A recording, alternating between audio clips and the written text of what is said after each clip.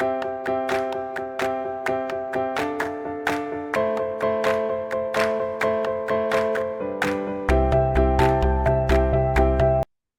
know, when you hear the word leader, most people picture someone with a title, such as a nurse manager, a director, or maybe a chief nursing officer. But leadership is really not about titles. It's about influence. It's about setting an example and making an impact. Many of our award winners that we just heard from exemplify that spirit of leading, even in the small moments, whether or not they have an official title. Now, it may seem a little ironic that two of ARN's official leaders are saying this, but bear with us. We truly believe that every nurse, no matter their role, is a leader. And so we're just going to share some of our thoughts about that. Exactly, Grace. Leadership shows up in the everyday things that we do, how we care for patients, how we support each other's, our colleagues, and how we advocate for what's right. And sometimes we forget that because there are a few myths about leadership and what leadership really looks like. And we just mentioned one of those myths, that leaders have to have a title. And of course, we see from our videos that that's really not true.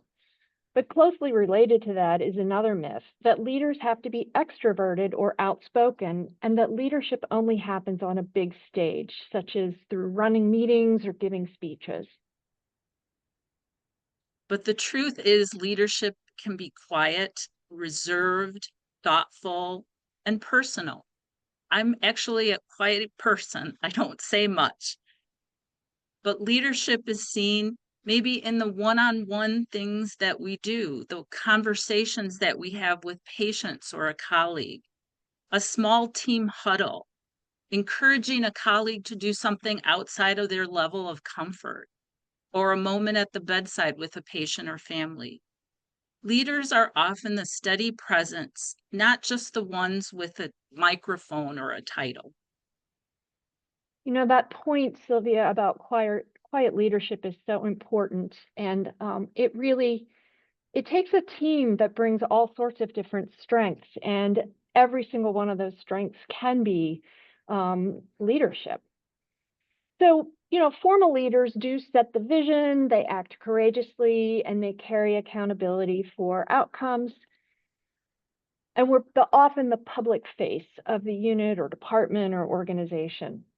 But along with valuing quiet leadership, I think it's especially important to remember that courageous leadership means standing up for what's right, regardless of whether it's a popular decision.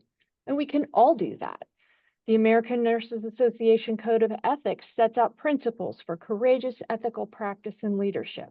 And some of those principles involve things like vision, courage, communication, and advocacy for each person's inherent dignity and worth.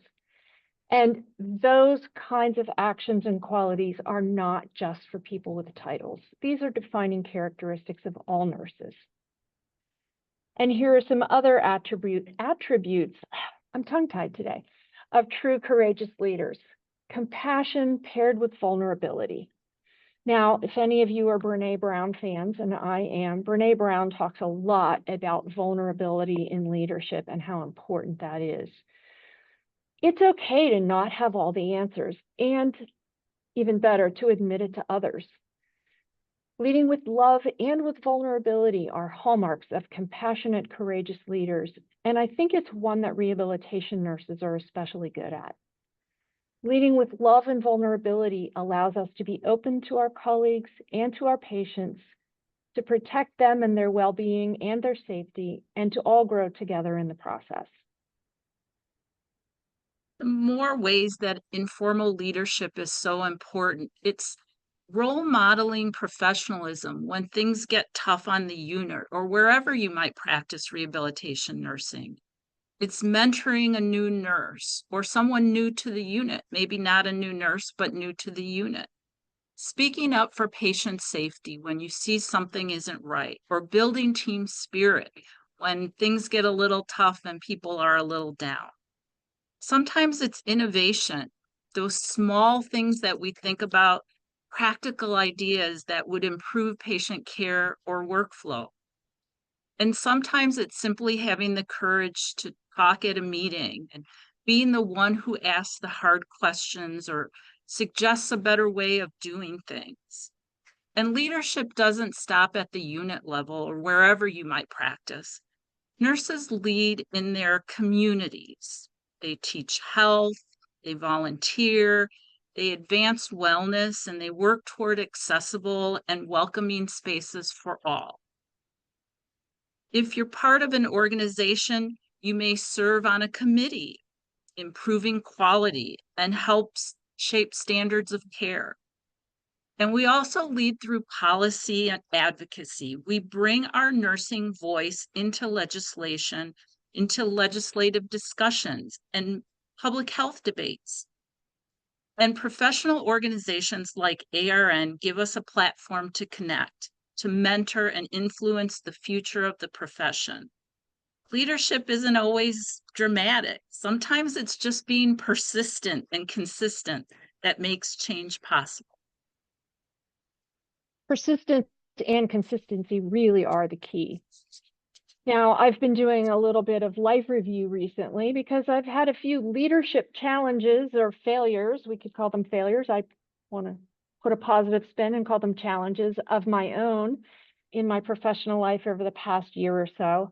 And so I've been thinking a lot about this, and I have come to realize that some of my greatest contributions as a leader have been those that I've made apart from, or even in spite of, any titles that I may have had. So, I think that's really the heart of the message. Leadership isn't about a title or a personality type. It's about how we show up. It's about how we treat people. And it's about how we advocate for and stand up for what matters. Every nurse is a leader through formal roles, through quiet mentorship, through patient advocacy, and most importantly, I think, through the everyday actions that shape our teams and our care. You heard it in all of the videos that we saw today. As we celebrate these awards, we're reminded that leadership talents and skills are everywhere, in every unit, in every setting, at every stage of the career. You're all leaders, all of you, those of you who were awarded, those of you who were nominated, you're all leaders that are being recognized today.